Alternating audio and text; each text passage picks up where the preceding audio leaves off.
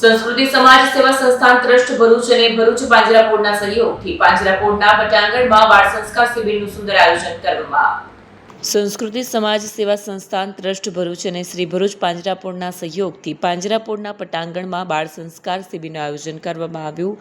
બાળ સંસ્કાર શિબિરની શરૂઆતમાં બાળકોનું સ્વાગત તિલક લગાવીને કરવામાં આવ્યું। આ શિબિરમાં બાળકો સાથે તેમના વાલીઓએ ગૌમાતા તથા ગૌવંશનું પૂજન કર્યું।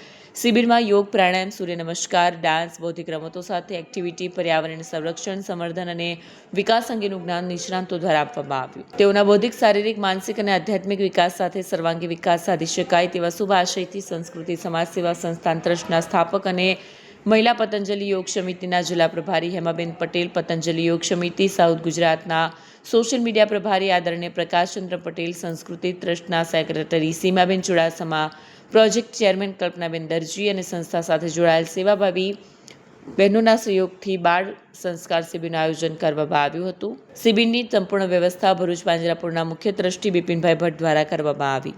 વિડીયો જર્નાલિસ્ટ વિરેન્દ્ર પાટીલ સાથે સત્યા ટીવી ન્યૂઝ ભરૂચ।